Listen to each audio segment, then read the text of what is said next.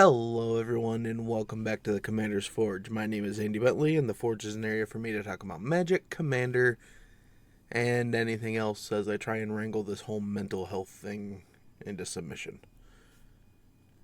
Now, this week I don't really have all that much to talk about, but there is something I've been looking for that maybe somebody out there can help me with.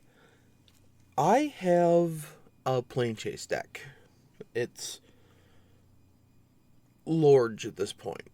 The whole deck by itself is maybe 2.5 to 3 inches thick, and it's just every Planechase card. And the deck box that I was keeping it in is falling apart. It was one of the old Ultra Pro ones that could fit like the oversized commanders. And it's just starting to fall apart. And everything I look into is just not gonna work for the number of cards and size that I need. I thought maybe the Professor's XL academic deck box would work, but it's just like an eighth of an inch too short, so they don't fit into the card slot. And yeah, I know this is like a personal problem, but if anybody has any suggestions, I'm all ears. That said, I don't really have a whole lot to talk about because I've just been keeping my head down and not really interacting with the Magic community all that much right now. So I don't know what's really going on. And that's kind of okay with me at the moment. I'm just trying to pay my bills and figure things out. That said, I don't have a whole lot beyond.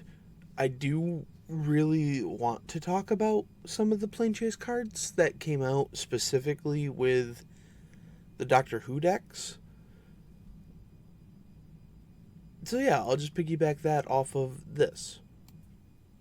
I was reminded as I was looking through my stack of Planeswalking cards that there was also the release with March of the Machine.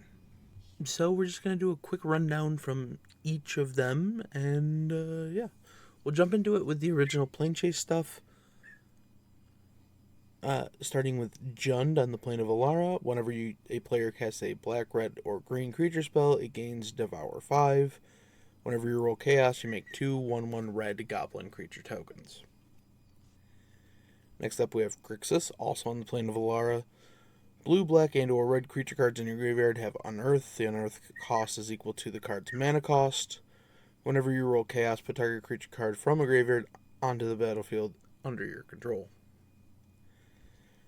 Next up is Bant, also in Alara. All creatures have Exalted. Whenever you roll Chaos, put a Divinity counter on target green, white, or blue creature. That creature has Indestructible for as long as it has a Divinity counter on it. Naya, which is also on Alara. You may play any number of lands on each of your turns. Whenever you roll Chaos, target red, green, or white creature you control gets +1/+1 till end of turn for each land you control. And to round out the original stuff, I have Sokenzen, which is on the plane of Kamigawa. All creatures get +1/+1 and have haste. Whenever you roll Chaos, untap all creatures that attack this turn. After this main phase, there's an additional combat phase, followed by an additional main phase. And Prav on the plane of Ravnica. If you cast a spell this turn, you can't attack with creatures. If you attack with creatures this turn, you can't cast spells. Whenever you roll Chaos, you gain life equal to the number of cards in your hand. Now, moving from the planes into the planes that came with the March of the Machine, first up we have Esper, the last of the demi-planes of Alara. Artifact spells cost 1 less to cast. Whenever chaos ensues, creatures you control that are white, blue, and or black become artifacts in addition to their other types until end of turn. Then each artifact creature you control gains vigilance, menace, and lifelink till end of turn. Next up, we have Paliano on the plane of Fiora. Whenever one or more creatures you control deal combat damage to a player, if there is no monarch, you become the monarch. Whenever chaos ensues, create a 1/1 black assassin creature token with Death Touch and Haste. Next up, we have Nyx on the plane of Theros. Non-token creatures are enchantments in addition to their other types, and it has Constellation. Whenever an enchantment enters the battlefield under your control, you gain 1 life. Whenever chaos ensues, choose a color, add an amount of mana of that color equal to your devotion to that color.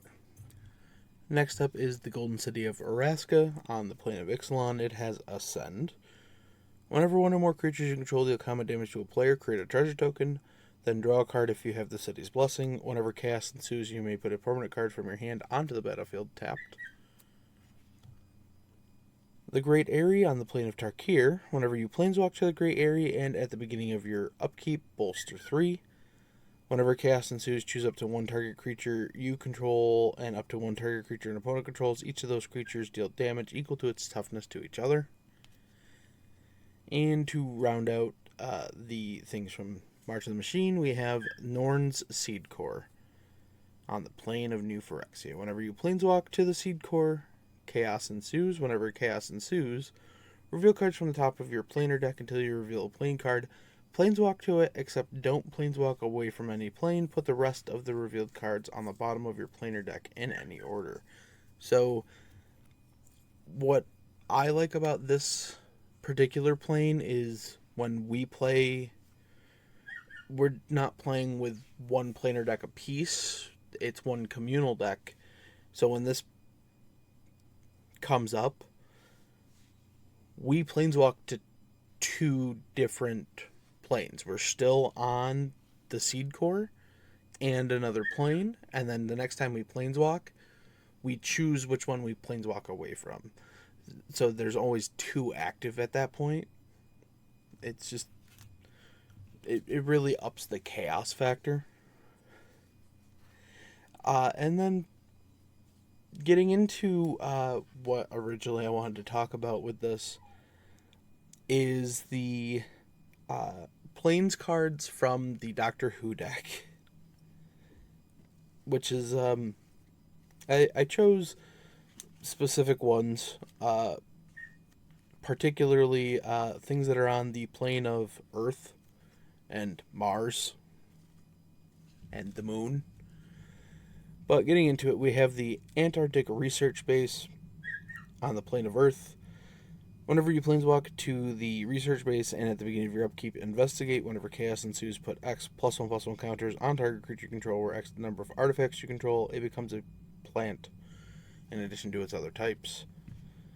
The Temple of Atropos, which is on the plane of time. At the beginning of your post-combat main phase, there's an additional beginning phase after this phase. That means untap, upkeep, and draw. Whenever chaos ensues, reverse the game's turn order, then planeswalk. For example, if play had proceeded clockwise around the table and now goes counterclockwise. So, yeah, lots of chaos there. Bowie Base 1 on the plane of Mars. At the beginning of your end step, goad target creature controlled by the player to your left. Whenever chaos ensues, target creature gains Island Walk until end of turn. New York on the plane of New Earth. At the beginning of combat on your turn, until end of turn, non-creature artifacts you control become 3/3 vehicles in addition to their other types and gain flying, haste, and crew 1. Whenever chaos ensues, create a treasure token and a 2/2 white alien creature token. The Moon Base on the plane of the Moon. It has low gravity. All creatures have 2. This creature gains flying till end of turn, activated only as a sorcery. Whenever chaos ensues, for each opponent, choose up to 1 target creature card in that player's graveyard. Put those cards onto the battlefield face down under your control. They are 2/2 Cybermen artifact creatures. And finally, we have Amy's House on the plane of Earth. Whenever you planeswalk to Amy's House and at the beginning of your upkeep, You may put a non-land card from your hand with a number of time counters on it equal to its mana value. If it doesn't have suspend, it gains suspend. Whenever chaos ensues, you time travel. So, yeah, those are just some of the ones that I liked the design of.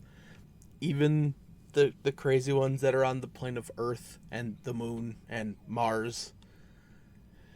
And yeah, I really enjoy Planechase. Maybe not with every game, but when you're just trying to like hang out with friends and have fun. I'm gonna take a quick break, and then I'll come back, and we're gonna talk about something else.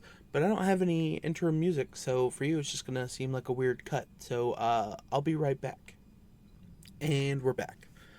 Now, I want to talk about a deck that I played last night with my brother, my cousin, and a friend. And it's Frodo. But not the Frodo you're thinking of. This is Frodo, Sauron's Bane. Single white for a 1/2 halfling citizen. You can pay 2 hybrid Orzhov mana to make him a halfling scout with base power and toughness 2, 3, and lifelink. And then you can pay 3 black. If Frodo is a scout, it becomes a rogue with whenever this creature deals combat damage to a player, that player loses the game if the ring has tempted you 4 or more times this game, otherwise the ring tempts you. So I built this as like a Voltron deck with parts and pieces from a mono white Voltron deck that was running Icing Death as the commander, and some stuff from a Boros one that just didn't come together. So yeah, very cheap commander, very easy to make it into a 2/3 with lifelink. So I thought, hey, yeah, just slap some equipment on there and go to town. So that's kind of what I did. It started with I believe the first one that I played was the Basilisk Collar. Single mana equipment. Equip creature gets Death Touch, lifelink, equips for 2. And that just started me padding my life total. I followed that up with an Esper Sentinel to keep cards in my hand. And that Esper Sentinel sat around for 5 turns and ended up drawing me like 6 cards. The next thing that came out was the Bloodforged Battle Axe. Single mana, equipment. Equipped creature gets +2/+0. Whenever the equipped creature deals combat damage to a player, create a token that's a copy of Bloodforged Battle Axe, equips for 2. By the end of the game, I believe I had 16 battle axes. Yeah. Then it was just like the normal progression of Mana Rock with Thought Vessel into Champion's Helm to make it harder to deal with Frodo, which is a 3 mana equipment. The equipped creature gets +2/+2 as long as it's legendary. It has hexproof, equips for 1. Eventually they were able to deal with Frodo, but he had also drawn some cards using Rogue's Gloves, which is a 2 mana equipment. Whenever it deals combat damage to a player, you may draw a card, equips for 2. And the Warhammer, the Loxodon Warhammer, 3 mana equipment. Equipped creature gets +3/+0, trample, and lifelink, equips for 3. And it had a kite sail on it at that point, which was the Cliffhaven Kite Sail, single mana equipment. When it enters the battlefield, you can auto attach it to a creature. Equipped creature has flying, equips for 2. Then they started systematically getting rid of my equipment. The first 2 to go were the Champion's Helm and the Cliffhaven Kite Sail, which made Frodo targetable, so then they got rid of Frodo. At that point, I played Lauren, Disciple of History, which is 3 and a white for a 3/3 human advisor. Whenever Lauren, Disciple of History, or another legendary creature enters the battlefield under your control, return target artifact card from your graveyard to your hand. I used that to get the Champion's Helm back, protect Lauren. Unfortunately, Lauren did not stick around long enough for me to put my Helm of the Host on her. She did get got again. But the Icing Death that I talked about earlier, Icing Death Frost Tyrant, which is 2 white for a 4/3 dragon with Flying Vigilance, and then when it dies, it turns into a sword that taps on attack and gives +2/+0. The Helm of the Host went on there. 4 mana equipment. At the beginning of combat on your turn, create a token that's a copy of the equipped creature. Except the token isn't legendary. If the equipped creature is legendary, the token gains haste and equips for 5. So with Helm of the Host on Icing Death, I had gotten the Champion's Helm back and put that on Icing Death. And then I just loaded up the original Icing Death and then the copy that I that I had made the turn prior with as many battle axes as I had the mana for, and just started swinging. But then it got to a point where to get through, I needed, something else. So I had pulled and opened the armory. 1 and white for a sorcery. Search your library for an aura equipment card, reveal it, put it in your hand, then shuffle your library. I went for Sword of Once and Future, which is a 3 mana equipment. The equipped creature gets +2/+2 and has protection from blue and black. Whenever the equipped creature deals combat damage to a player, surveil 2, then you may cast and insert a sorcery spell with mana value 2 or less from your graveyard without paying its mana cost.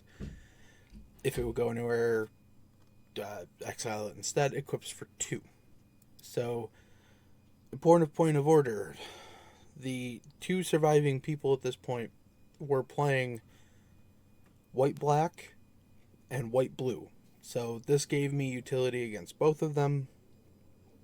And I had already cast 5 or 6 different instants and sorceries that this could hit that were in my graveyard. And more importantly, I could start surveilling lands off the top of my library.